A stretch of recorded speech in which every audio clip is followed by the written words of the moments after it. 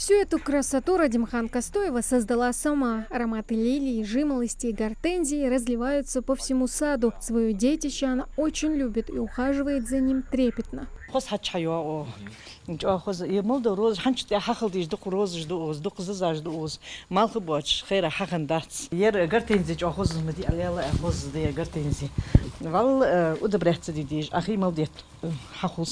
Более 20 наименований различных цветов. Пышные огненные, георгины, неприхотливые бархатцы, пионовидные розы. Радимхан Костоевой есть чем похвастаться.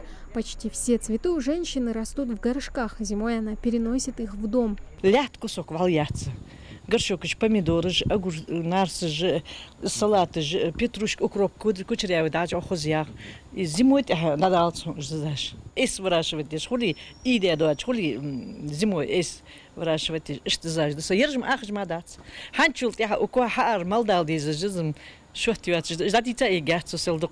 Радимхан решила в этом году попытать удачу и поучаствовать в фестивале цветов. Дочь помогает ухаживать за растениями, полив утром и вечером, прополка от сорняков и удобрения.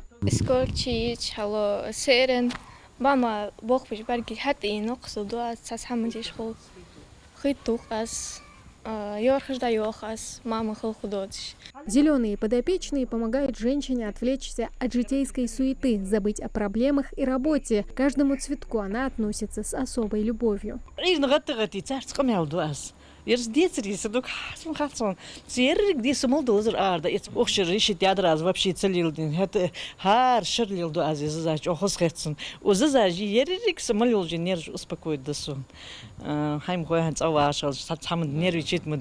Конкурс «Фестиваль цветов», инициированный Махмудом Али Калиматовым, проходит в регионе уже в 3-й раз. Прием заявок в этом году продлили до 15 июля. Затем будут выбирать победителей. Участники, занявшие с 1 по 10 место, объявляются победителями конкурса. Лидеры награждаются дипломами и денежными призами по 50 000 рублей. Тамара Хашагульгова, Адам Мережков, Магаз 24.